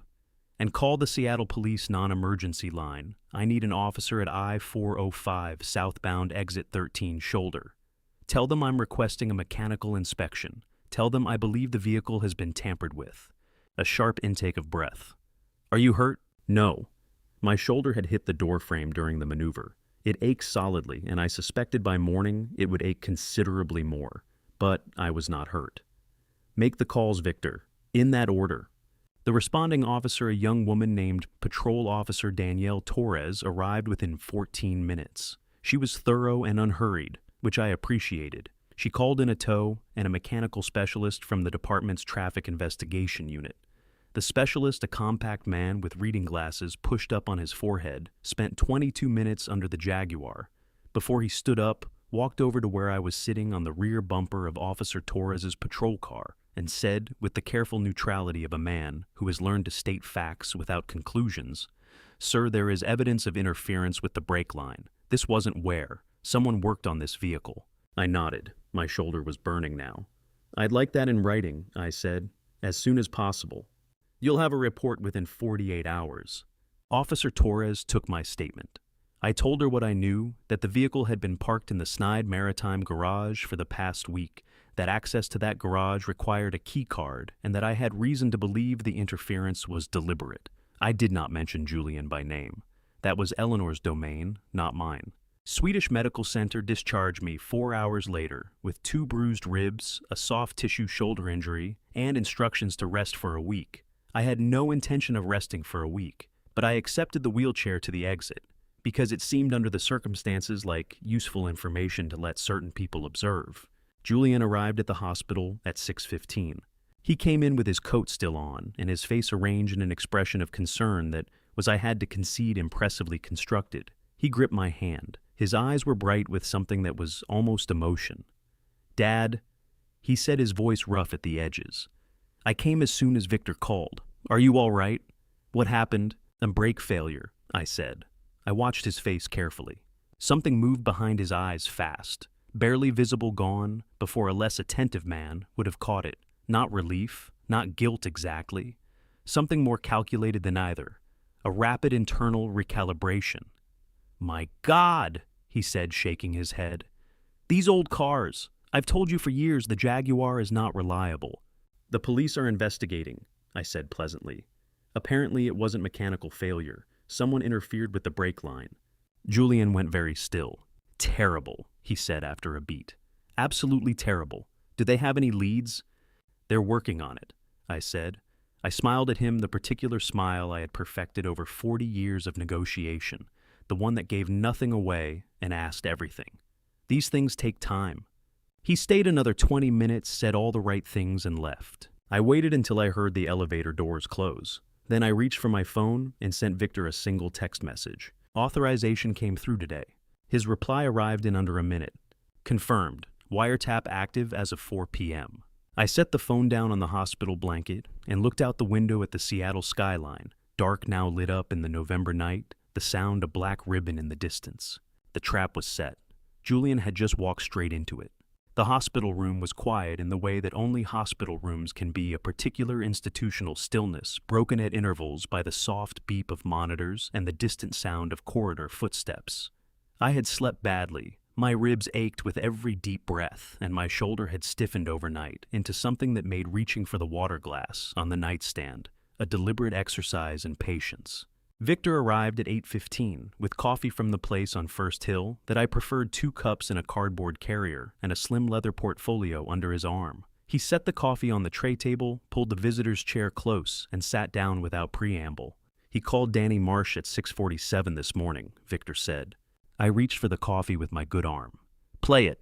Victor opened the portfolio and removed a small digital recorder, the output device Eleanor's team used to monitor the court-authorized feed. He pressed play and set it on the tray table between us. Julian's voice filled the small room. Even through the recording's slight compression, I recognized it perfectly. The particular cadence my son had developed somewhere in his 30s, that smooth, unhurried confidence that I had once foolishly mistaken for competence. You need to be unavailable, Julian said on the recording. Completely unavailable. No calls, no texts, nothing that connects us going forward. You understand me? A pause. Then Danny Marsh's voice, younger, rougher, with the clipped nervousness of a man who had begun to understand that the situation he'd walked into was considerably larger than the one he'd been paid for. I hear you, but the cops were at the garage this morning asking about the Jaguar somebody called it in. I told you to handle it cleanly, Julian said. His voice dropped slightly. Whatever they're asking you, don't know anything. You've never heard of Magnus Snide. You do understand what's at stake here for you personally. It was not a question. It was the particular tone of a man reminding another man of his vulnerability. Victor pressed stop. I set down the coffee cup. My chest hurt not from the bruised ribs, but from something considerably older and deeper. 40 years of building something. A son I had watched grow from a boy who used to fall asleep in the back of the car on long drives into this voice on a recording, cold and deliberate, threatening a frightened mechanic. I breathed through it. I had learned a long time ago that grief and purpose can occupy the same space. They simply cannot occupy it equally at the same time. Eleanor reviewed it, I asked. First thing this morning, she says it's sufficient combined with the financial transfers and the traffic investigation report to support an arrest warrant for Julian. Victor paused. She also said, and I'm quoting directly, that your son is not as careful as he believes himself to be. That no, I said. He never was. I looked out the window. Seattle in November, the sky a flat, even gray, the kind of sky that felt like a ceiling pressing down. Somewhere across the city in a garage in Renton, Danny Marsh was about to have a very difficult morning. The police, I asked. Detective Reeves from Seattle PD Financial Crimes has been coordinating with Eleanor since yesterday afternoon. He has the Doyle financial report, the wire transfer documentation, and now the recording. Victor folded his hands on the portfolio. He's presenting the warrant application to the judge at 10 o'clock. And Danny Marsh. Renton PD will bring him in for questioning once the warrant clears. Eleanor expects he'll cooperate fully in exchange for a plea arrangement. The $41,000 makes him an accessory, but his value as a cooperating witness is considerably higher than whatever sentence he'd face otherwise. I nodded. That was the architecture of it, not dramatic, not sudden, but methodical and interlocking the way the strongest structures always were. Each piece dependent on the one before it, each piece making the next one possible. There's one more thing, Victor said. He reached into the portfolio and produced a single printed page. Doyle confirmed the fourth transfer, $53,000 total across the 4 payments. Eleanor says this triggers federal wire fraud statutes as well as state charges. He placed the page on the tray table. Julian is no longer looking at a civil matter. I picked up the page and read it. The numbers were clean and precise, the kind of clarity that only financial forensics can produce transactions stripped of all pretense reduced to what they actually were. $53,000. My son. A break line. I set the page down. When this goes to the board, I said, Julian will move fast. He'll try to call an emergency session before the warrant becomes public. He'll want to get the trust restructuring voted through before he loses the ability to influence the outcome. Eleanor anticipates the same, Victor said. She's prepared to file a motion to freeze all Snide Maritime trust-related proceedings pending the criminal investigation. That buys us time. Good. I straightened against the pillow, ignoring the protest from my ribs. I want to be out of this hospital by Thursday. Victor looked at me steadily. The doctors recommended a week. The doctors, I said, are not aware of my schedule. I picked up my coffee again. Tell Eleanor I want a full briefing Thursday morning, and Victor, well done. All of it. He stood, gathered the portfolio, and paused at the door. Danny Marsh will be in custody before noon, he said. I looked at the gray Seattle sky outside the window. Good, I said quietly. Then we're ready. She came on a Wednesday afternoon, which surprised me. Visiting hours at Swedish Medical Center ran until 8, but I hadn't expected Chloe, not midweek, not without her father knowing. She was 16, and she had school, and she lived in Julian's house in Medina, which meant every movement she made was to some degree observable. When the door to my room opened at 3:45, and she walked in still wearing her school blazer, her backpack over one shoulder, and her face carrying an expression I hadn't seen on her before, something between frightened and determined, like a person who has made a decision they can't unmake. I set down the briefing document I'd been reading and gave her my full attention. Chloe, I reached out my hand. Come sit down. She crossed the room, quickly dropped her backpack on the floor, and took my hand in both of hers. Her hands were cold and trembling slightly, the particular trembling of someone who has been holding themselves together for hours and is only now allowing the tension somewhere to go. Grandpa, she said. Her voice cracked on the second syllable. Her eyes were red at the corners, and when she blinked, 2 tears escaped and ran down her cheeks before she pressed her lips together hard and refused to let any more follow. I found something. On Dad's computer. I wasn't snooping, I swear. I was just using the family laptop to print a history paper, and the browser was already open, and I saw. She stopped, took a breath. I took pictures, on my phone. I didn't know what else to do. Okay, I said very quietly. Show me. She pulled her phone from her blazer pocket with a hand that wasn't entirely steady and opened the photos. Then she held the screen out to me. The first image was an email thread, Julian's personal account, the one he used for non-corporate correspondence, the address I recognized from years of family communications. The thread had 4 messages. The most recent, sent 11 days ago, read, "Second half transferred. Jaguar confirmed Tuesday route. Do what we discussed and make it look like where. No contact after this." The sender was Julian. The recipient was an address I didn't recognize, a string of numbers at a private domain. But the language was unmistakable. Jaguar. Tuesday route. Make it look like where. My chest tightened. I kept my face still. Chloe was watching me with those wide, anxious eyes, Clarissa's cheekbones, my mother's stubborn jaw, and an expression that was entirely her own. "Is that about your car?" she whispered. "Grandpa, is that why you're in the hospital? Did Dad?" Her voice broke completely on the last word. She pressed the back of her hand against her mouth, and her shoulders shook once hard before she pulled herself back together with a visible effort that made my heart ache for her. "Chloe," I took her hand again firmly and warmly. "Listen to me. You did exactly the right thing by coming here. I didn't know who else to call." The tears were coming freely now, quiet and steady, running down her face, while she kept her chin up with a kind of dignity that reminded me powerfully of her grandmother. I thought about calling Mom, but she's in Portland, and I didn't want to, and I couldn't call anyone at school because I didn't know if... She exhaled shakily. "I just got in an Uber and came here." "That was brave," I said. "That was exactly right." She wiped her face with the heel of her hand. "What's going to happen to Dad?" I looked at my granddaughter, 16 years old, sitting in a hospital visitor's chair in her school blazer, having just carried something no child should have to carry across a city to deliver to the one person she trusted. I chose my next words with the same care I had applied to every significant conversation of my life. "There are people already working on this," I said. "Lawyers and police who are handling it properly. What you found, these photographs, are important, and I need you to send them to me right now, and then I need you to tell no one else. Not your friends, not your mother, yet not anyone at school." I held her gaze. "Can you do that?" She nodded, her jaw tight with the effort of composure. "Then send them to my phone," I said. "All of them." She did it immediately, 4 images arriving one after another on my phone with soft chimes. I forwarded them to Victor and to Eleanor's secure line within 30 seconds. Chloe watched me do it. Some of the tension went out of her shoulders when she saw me act the particular relief of a person who has been carrying something alone and has finally passed it to hands strong enough to hold it. "Is it going to be okay?" she asked.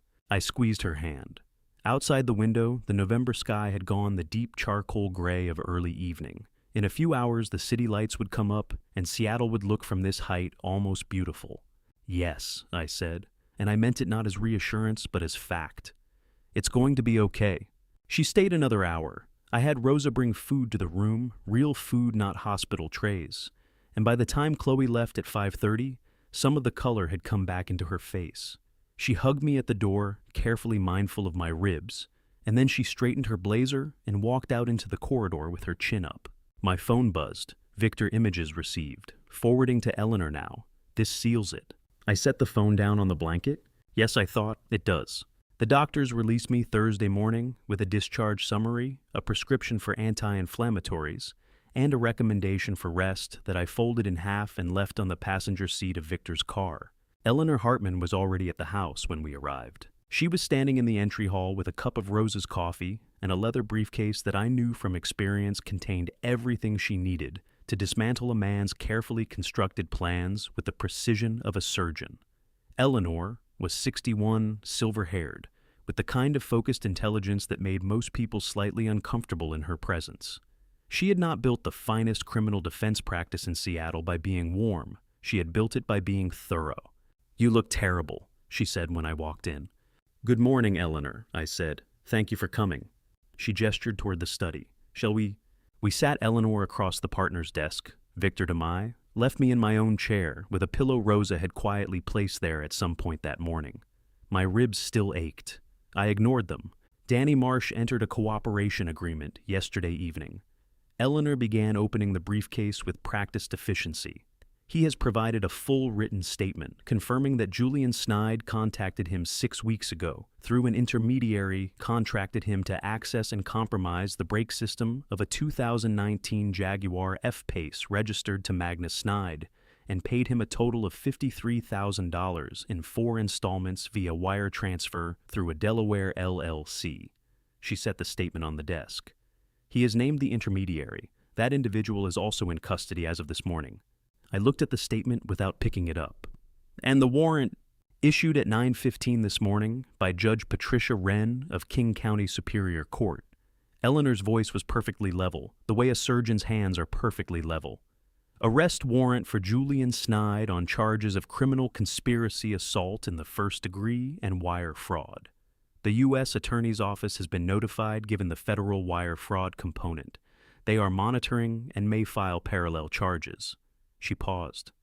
Julian does not yet know the warrant exists. Detective Reeves is holding on execution pending our timing recommendation. We execute after the board meeting, I said. Eleanor nodded. She had anticipated this. That was my recommendation as well. If Julian is arrested before he calls the board session, he becomes a martyr. The shareholders who support him will claim the charges are designed to prevent legitimate corporate governance. If he walks into that boardroom, presents his forged authorization, and is arrested in the act of committing further fraud, she let the sentence finish itself. There's no narrative that saves him, Victor said. Correct. Eleanor closed the briefcase. There is one additional matter. She looked at me directly. The photographs your granddaughter provided the email screenshots. I need to discuss Chloe's role. My jaw tightened slightly. She's 16. I'm aware. And I want to be very clear with you, she is not required to testify.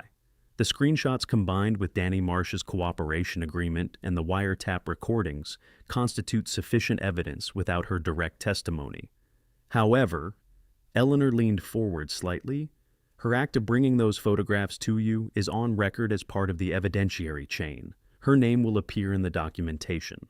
I was quiet for a moment. Outside the study window, the November garden was bare and gray, the old oak tree stripped down to its architecture, all structure, no softening. I thought about Chloe in her school blazer, her hands cold and trembling, sitting in a hospital visitor's chair with her chin up. She made a choice, I said finally. A courageous one. I won't erase her from it. I looked at Eleanor. But I want her protected. Whatever legal measures are available, I want her name kept out of any public proceedings to the extent possible. Already in motion, Eleanor said. Juvenile privacy protections apply. Her name will not appear in any public court filings. Something in my chest loosened, not entirely, but enough. Good. Victor shifted in his chair. Julian will call the board session Monday. He's been telling the major shareholders it's urgent that your hospitalization has raised serious questions about capacity. He said the word with a particular flatness that conveyed exactly what he thought of it. He scheduled it for 10 a.m. at the Maritime Tower. Monday, 4 days. Then we have 4 days to prepare, I said. Eleanor stood smoothing her jacket with the efficiency of a person whose time is measured precisely. I'll have the full legal package ready by Saturday noon, arrest coordination with Detective Reeves, the motion to void any board resolutions passed under fraudulent authorization, and the trust protection filing. She picked up her briefcase. One more thing, Magnus. I looked up. For the first time since she'd arrived, something shifted slightly in Eleanor's expression. Not softness exactly, but the closest thing to it she allowed herself. What your granddaughter did, she said, took real courage. At 16 in her father's house with everything she stood to lose. She held my gaze for a moment. You should tell her that. After she left, the study felt larger and quieter than usual. I picked up my phone and sent Chloe a text. 3 words, because some things don't require more than that. I'm proud of you. Her reply came back in under a minute. A single line, and I could hear her voice in it, that careful, composed voice with the tremor running underneath it. I love you, Grandpa. Don't let him win. I set the phone down on the desk and looked at the bare oak tree outside the window. I won't, I said to no one in particular. I promise. The call came Friday evening at 7:43. I was in the living room with a book I hadn't been reading, a glass of water I hadn't been drinking, and the particular restless stillness of a man who is waiting for something, without knowing exactly what shape it will arrive in. Rosa had gone home. The house was quiet. Outside, the November rain had returned steady and purposeful, the kind of Seattle rain that doesn't announce itself, but simply arrives and stays. My phone lit up on the side table. Julian. I looked at it for 2 full rings. Then I picked up. Julian. Dad. His voice was warm, carefully, deliberately warm, the way a man is warm when warmth is a tool. How are you feeling? I've been worried about you all week. Better, I said. Getting there. Good. That's good. A pause fractionally too short to be natural. Listen, I wanted to talk to you before Monday, just the 2 of us before things get formal. Another pause. The board session, I want you to know, this isn't personal. You know that, right? This is purely about the company's future. The shareholders need stability, and with everything that's happened, your accident, the hospitalization, it makes sense to talk about transition planning. I kept my voice even and unhurried. That sounds reasonable, Julian. He absorbed that. I could hear the slight recalibration in the silence that followed. He had expected more resistance. I'm glad you see it that way, he said, recovering smoothly. I've had the legal team prepare a transfer authorization. It just formalizes the interim management structure while you're recovering. Standard language, nothing aggressive. I was hoping you might be willing to sign it before Monday. It would make the whole session much cleaner. There it was. I had known it was coming. Eleanor had predicted it precisely down to the framing of standard language, nothing aggressive. Julian wanted a signature on a document that would hand him effective control of the Snide Maritime Trust before the board meeting made it necessary to fight for it. A preemptive surrender dressed as a convalescence arrangement. Send it over, I said pleasantly. I'll have my people take a look. Of course. He was trying to keep the satisfaction out of his voice and not entirely succeeding. I'll have it emailed tonight. And Dad, I really do just want what's best for the family, for all of us. I know you do, Julian, I said. After I hung up, I sat very still for a long moment. The rain moved against the windows in shifting patterns, and the room felt both familiar and strange. 40 years of marriage in these walls, Clarissa's choices in every piece of furniture, every painting, every small accumulation of a shared life. I had sat in this room through difficult nights before. I had sat here the night my father died, and the night we lost the Singapore contract in 2003, and the night the doctors told us Clarissa's prognosis had changed. I knew how to sit in a hard room and hold on. But this was different. This was my son. I pressed the heels of my hands against my eyes for a moment, just long enough to acknowledge what I was carrying. And then I straightened, reached for my phone, and sent Victor a single text. He asked for a signature on a transfer authorization. Wants it before Monday. Wiretap caught everything. Victor's reply came in under 2 minutes. Eleanor already has the transcript. She says it confirms attempted fraudulent inducement. Her word perfect. Board prep meeting tomorrow 9 a.m. I read the message twice. Then I set the phone face down on the side table and picked up the book again. Not because I intended to read it, but because some evenings a man needs something solid in his hands. The forged authorization arrived by email at 9:17. I forwarded it directly to Eleanor without opening the attachment. Whatever language Julian's lawyers had constructed, I had no interest in reading it tonight. Eleanor would find every flaw in it by morning, and by morning was soon enough. I thought about Chloe somewhere across the lake in Medina, in her father's house, going about her evening with the knowledge she was carrying.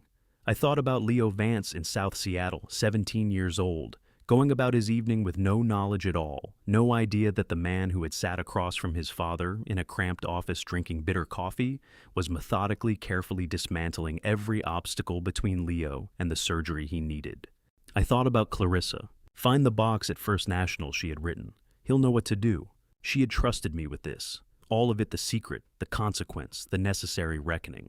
She had placed it in my hands because she believed I was equal to it. I intended to be.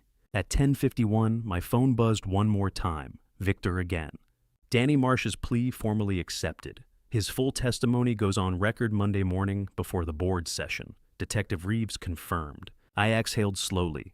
The rain had eased to a murmur against the glass. The house was still. Somewhere in the city, Julian was probably reviewing the authorization document with considerable satisfaction, counting on a signature that was never going to come. Almost, I thought. Almost done. I closed the book, turned off the lamp, and went to bed. For the first time in weeks, I slept without dreaming. I was dressed by 5:30, not because the board meeting started at 10, but because I had learned a long time ago that the hours before a significant confrontation are best spent in motion rather than waiting. Waiting allows doubt to find the spaces between your thoughts and settle there. Motion does not.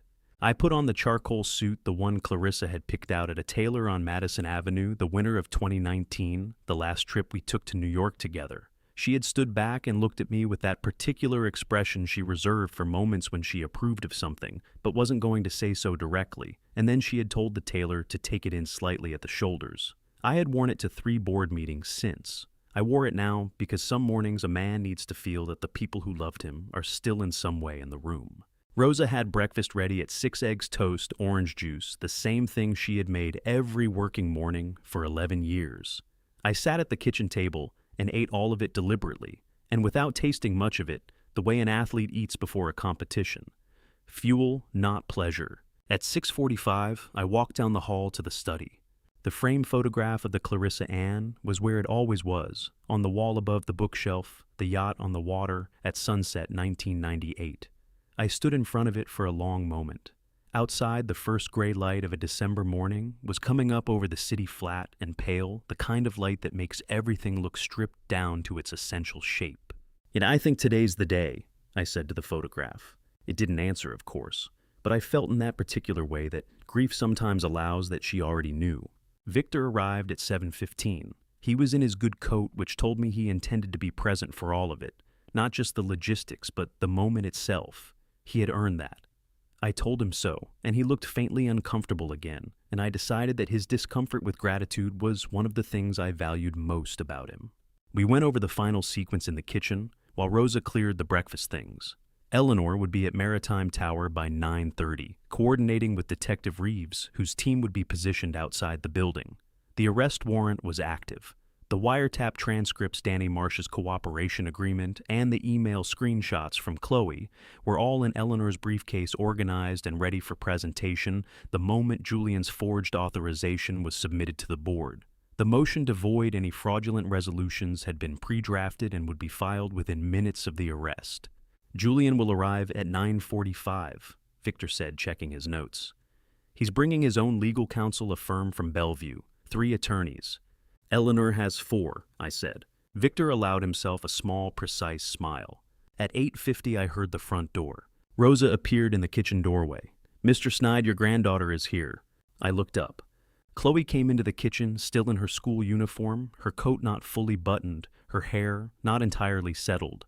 The look of a girl who had left the house quickly before she could talk herself out of it. Her eyes went to me immediately, and in them I saw everything she wasn't saying. The fear, the hope, the weight of what she'd carried for the past week, and underneath all of it, something steady and clear that hadn't been there before. something that looked like it might be resolve. "I took an early Uber," she said. "I wanted to see you before you left." "Come here," I said. She crossed the kitchen and hugged me carefully the way she had at the hospital, mindful of my ribs, her arms around my shoulders with a gentleness that made my chest ache with something that had nothing to do with the injury. I held her for a moment longer than I'd intended to. "Are you scared?" she asked quietly against my shoulder. "No," I said. And then, because she deserved honesty more than reassurance, a little, but the right kind of scared, the kind that means something matters. She pulled back and looked at me. Her eyes were bright and wet at the corners, but she was not going to cry. I could see the decision in her face, firm and deliberate. "Don't let him have it," she said. "Any of it. Not what Grandma built. Not the company, not—" Her voice tightened. She pressed her lips together. "Just don't let him win." "I won't," I said. "I promised you that." She nodded once sharp and certain and stepped back. Victor appeared in the doorway. "Car's ready, Mr. Snide." I reached for the wheelchair, my concession to the ribs, and I had admitted privately to Eleanor a not entirely unwelcome piece of staging. A 70-year-old man in a wheelchair arriving at his own board meeting to confront the son who had tried to put him in a hospital permanently was, as Eleanor had observed with characteristic dryness, an image that would be difficult for any jury to forget. I settled into it without complaint. Chloe walked with us to the front door. At the threshold she stopped, and I looked back at her. Standing in the doorway of the house where she had spent childhood Christmases, surrounded by 40 years of her grandparents' life, her chin up and her hands steady at her sides. "Call me after," she said. "First thing," I said. Victor pushed the wheelchair down the path toward the car. The December air was cold and sharp and clean. Above the city, the sky was beginning to lighten gray, shifting toward silver, the clouds thinning at the edges. I thought about Clarissa. I thought about Leo. I thought about what the next 2 hours would require of me. Then I thought about nothing at all, and let the cold morning air clear everything else away. Victor pushed the wheelchair into the 41st floor corridor, and I heard the boardroom before I saw it. That particular low murmur of professionals assembling themselves before something significant, the sound of chairs adjusting, and papers being squared against tabletops, and people performing the careful social choreography that precedes a consequential vote. I had heard that sound hundreds of times in my career. I had generated it myself, on both sides of the table. Today was different. The corridor was carpeted in the deep navy blue I had chosen myself in 1997 when we moved the company headquarters to this building. I knew every foot of it. I had walked it in triumph after the Singapore acquisition closed. I had walked it in quiet fury the morning we discovered the Vancouver fraud in 2011. I had walked it the day after Clarissa's funeral because I had not known what else to do with myself, and the building had felt like the only place that still made sense. Today I moved through it in a wheelchair, my ribs tender under the charcoal suit, my hands resting in my lap, with a stillness that had taken the entire weekend to cultivate. A junior associate from Julian's legal team was stationed outside the boardroom door, a young man in a suit that was slightly too new, his face carrying the particular expression of someone who has been told to expect a routine morning and has just noticed that the morning is not going to be routine. He saw me coming and visibly recalibrated. "Mr. Snide," he said. "I wasn't. That is, Mr. Julian Snide indicated that you wouldn't be attending in person given my," what I said pleasantly. He did not finish the sentence. Victor pushed the door open. The room absorbed my entrance the way deep water absorbs a stone, not with a splash, but with a slow spreading ripple of attention, moving from the door inward. Conversation died in stages. Heads turned. I watched 14 faces register my presence with varying degrees of surprise, calculation, and relief. And I noted each reaction the way I had always noted things in boardrooms, quickly, completely, and without letting anyone see me do it. Julian was standing at the presentation end of the table, a stack of documents in one hand, his other hand resting on the back of a chair. He was dressed impeccably. He had clearly prepared for this moment. And in the 3 seconds between the door opening and his expression settling into something controlled, I saw every layer of what he had actually been expecting this morning. A room without me, a vote without resistance, a transfer of authority that would look to the outside world like a reasonable succession. His face moved through surprise, then recovery, then a careful arrangement of warmth that almost but not quite reached his eyes.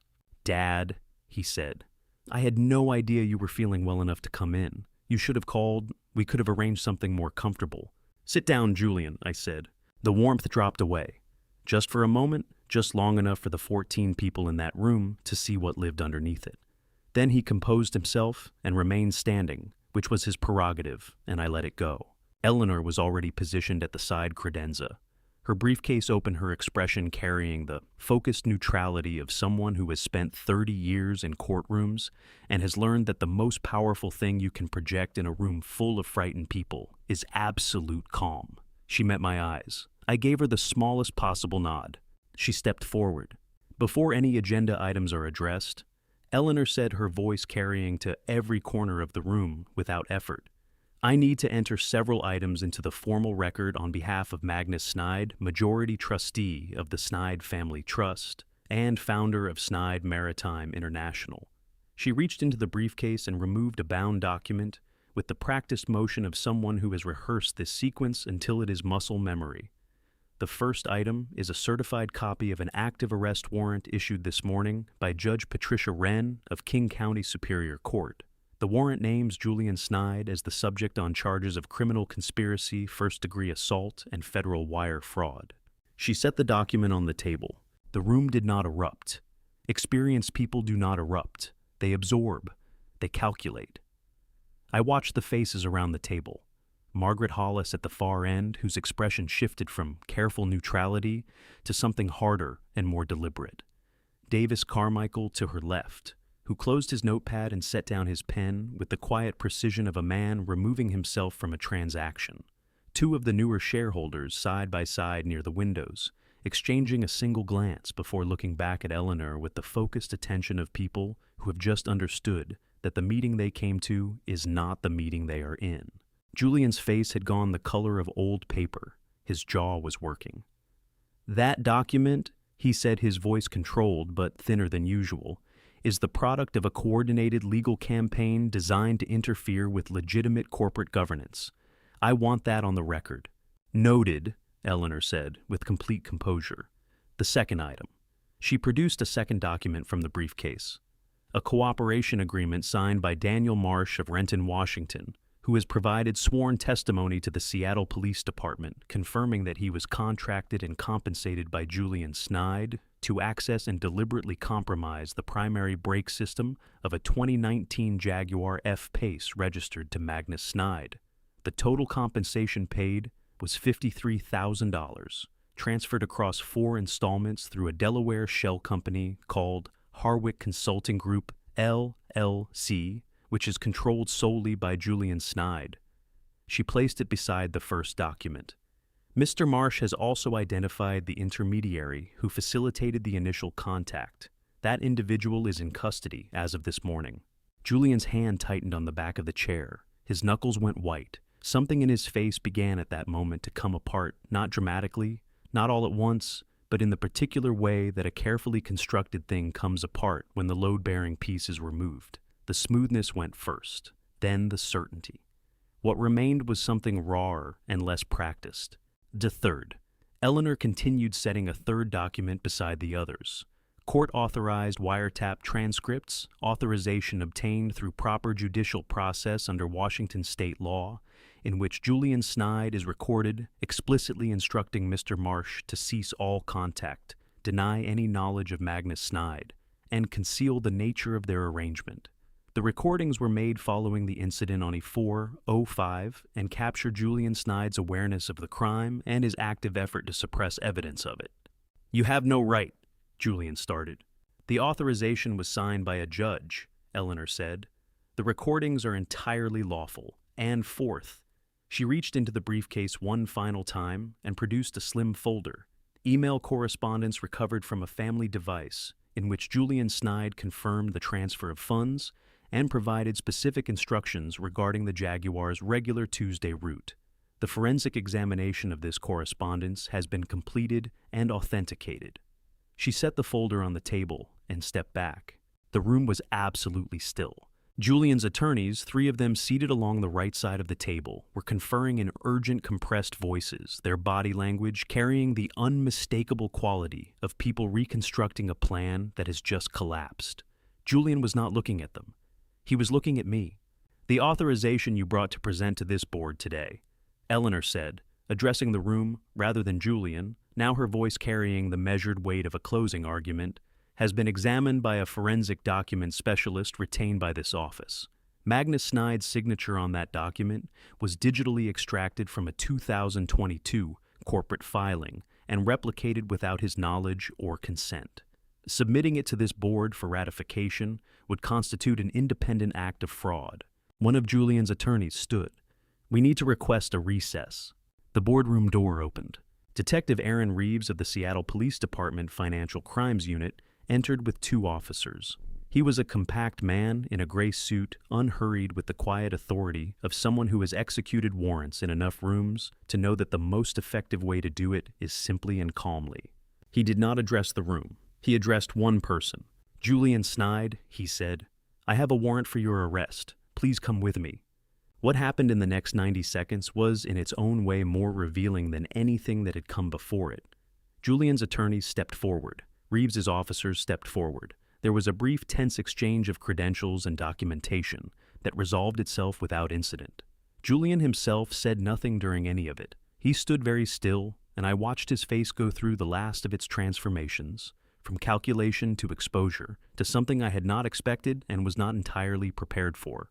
He looked tired. Not frightened, not defiant, simply profoundly tired the way a man looks when he has been carrying something heavy for a long time and has finally irrevocably put it down. It was the most honest expression I had seen on my son's face in years, and the recognition of that hit me somewhere I could not entirely armor against. He was escorted toward the door. At the threshold, he stopped. He turned. He found me across the room with the particular focus of someone saying something with their eyes that they do not have the words for. I held his gaze. I did not speak, and I did not look away, and I felt the full weight of 70 years in my chest. The years of building, the years of marriage, the years of fatherhood, and the terrible, irreversible distance between the boy who used to fall asleep in the back of the car on long drives and the man being walked out of a boardroom by a detective. The door closed. The room was quiet. Seattle lay beyond the windows. In the December light, the water gray and steady. The city moving below us with the magnificent indifference of a place that does not pause for any single story, no matter how large it feels from the inside. Margaret Hollis set both hands flat on the table. She looked at me with the clear, steady expression of a woman who has just watched something difficult happen and has already decided what comes next. "As Magnus," she said, "the floor is yours."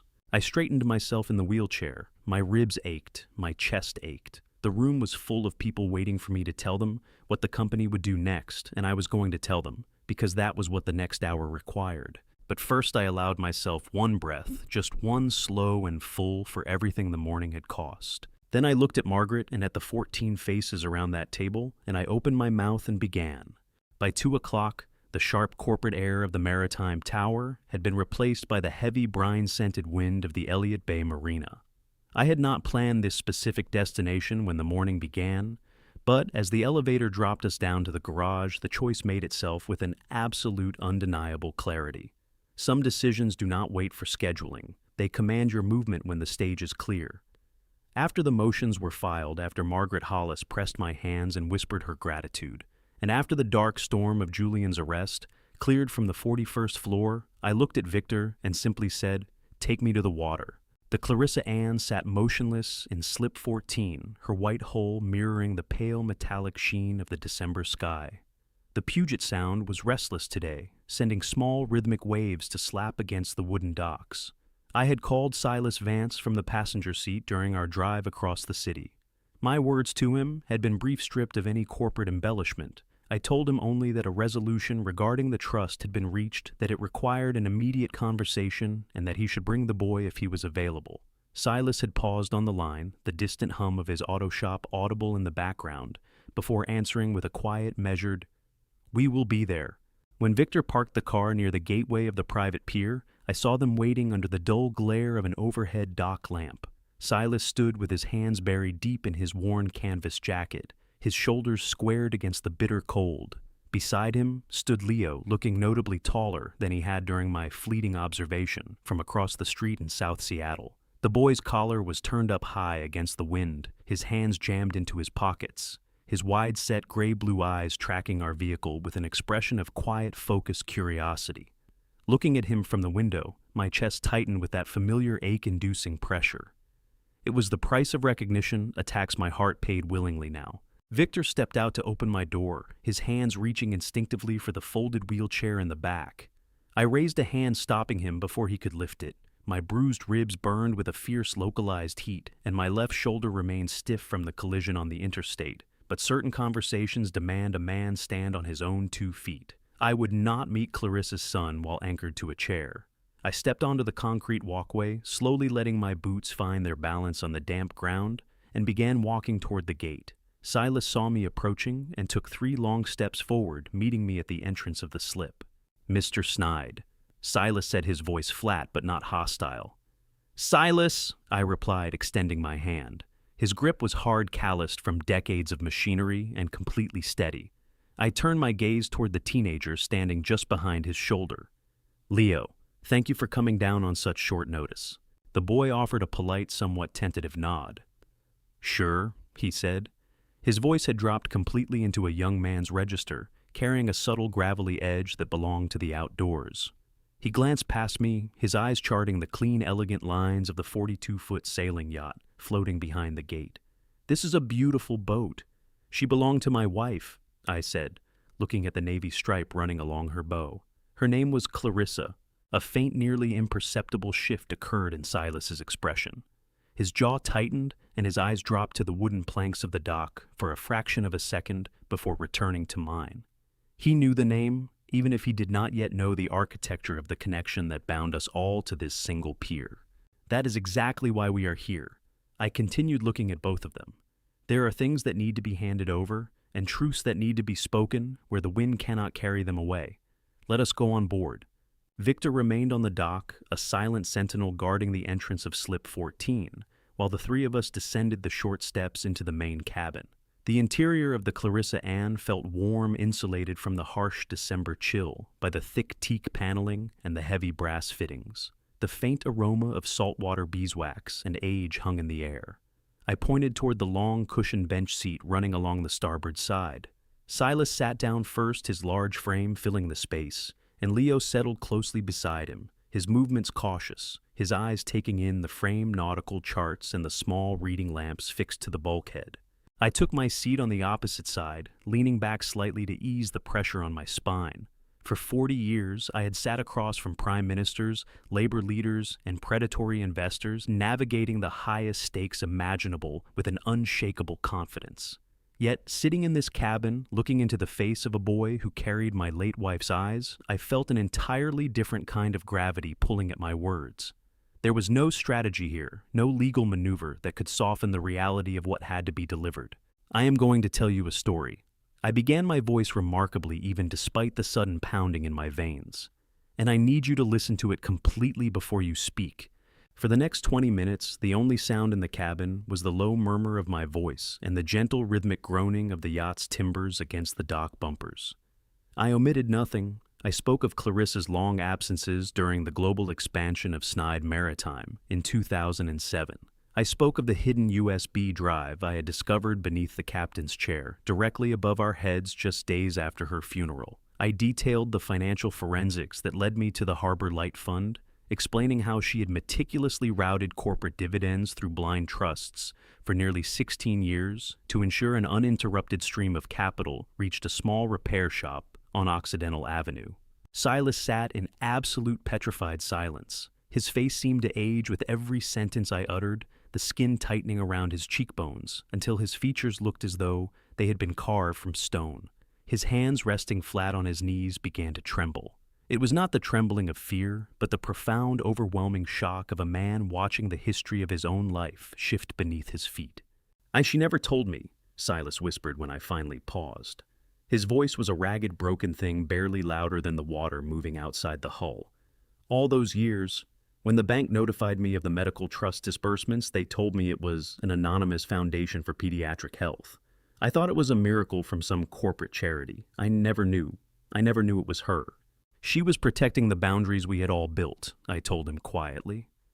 She chose to carry the weight of that silence alone, ensuring your life was undisturbed while making certain the boy had a shield against the world. Leo had remained perfectly still throughout the narration, his gaze fixed entirely on his own intertwined fingers. Hearing the truth of his birth, the reality of a mother who had watched him only through photographs and medical updates from a calculated distance did not cause him to erupt. He possessed an innate quiet composure that felt hauntingly familiar. It was the exact internal steadiness Clarissa had displayed during the heaviest storms we encountered at sea. "Did she know?" Leo asked, his clear blue eyes lifting suddenly to meet mine. "Did she know how bad my heart was getting?" "Yes," I answered, meeting his gaze directly, refusing to look away from the eyes that had anchored my existence for 4 decades. "She knew everything. She watched your medical records disintegrate over the past 2 years, and she spent her final months trying desperately to liquidate enough of her personal capital to cover the intervention you require. She simply ran out of time before her own body failed her." I reached into the breast pocket of my charcoal suit, my fingers closing around a thick white envelope. I drew it out and laid it flat on the small walnut table that separated our seats. "The trust has been fully secured this morning," I said, sliding the envelope across the polished wood toward Silas. "The first thing I am delivering to you is this. It contains the unconditional authorization and full financial clearance for Leo's corrective surgery at Seattle Children's Hospital. The medical board has already coordinated with his primary cardiologist. The procedure is fully funded, and the operating theater is reserved for the 2nd week of January.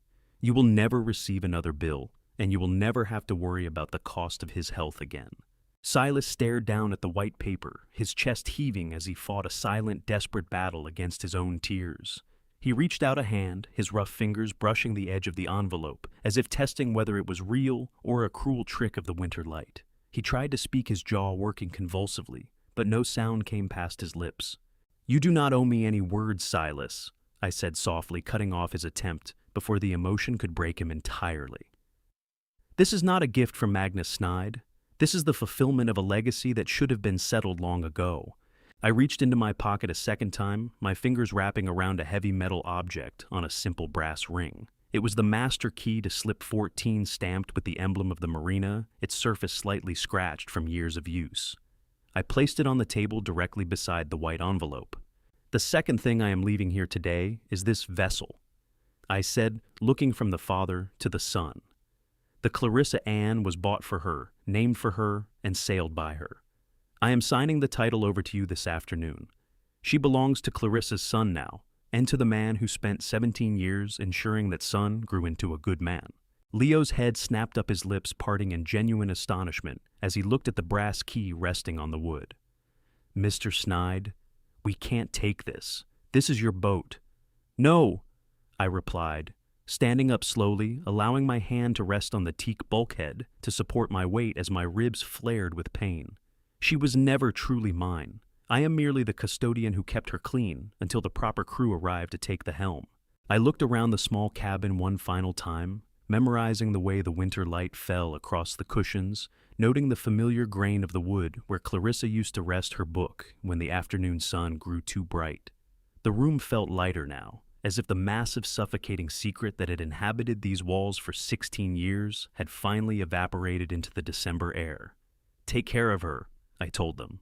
I turned and climbed the narrow companionway stairs back to the deck before either of them could rise to follow. The cold wind struck my face with a sharp, reviving force as I stepped off the gunwale onto the floating dock. Victor met me at the gate, his hand falling automatically into place to assist my stride as we walked back toward the car. I did not look back at Slip 14, and I did not look back at the water. My empire was waiting across the lake, stripped of its illusions, but my feet were steady on the path ahead. Don't be like me, blinded by boardrooms and chasing corporate legacies, while completely missing the silent struggles under your own roof. If you focus only on power, you become blind to the signs of a deep family betrayal until it nearly destroys your soul. My own son's greed proved that an empire built on blind trust is easily shattered. Pride blinds us. Ambition misleads us. Cold greed corrupts us. Life isn't about the empires we build, but the truth we choose to face. I had to learn the hard way that a true family story isn't written in corporate contracts, but in honest love and forgiveness. God knows I spent too long looking at spreadsheets instead of looking into the eyes of the people I loved. When family betrayal strikes, it breaks you completely, but how you choose to rebuild defines who you truly are. This painful family story taught me that true wealth is protecting the innocent. I lost a son to his own malice, but found a chance to save a boy who carries a legacy of silent love. Do not wait for a devastating family betrayal to realize what truly matters before it is too late. What do you think about my journey? Leave a comment below, share your thoughts, and subscribe to the channel for more deeply moving narratives. Thank you for watching until the very end. Disclaimer. Please note that upcoming stories feature fictionalized elements created for educational purposes. If this content does not align with your preferences, feel free to exit and choose another alternative that suits you better.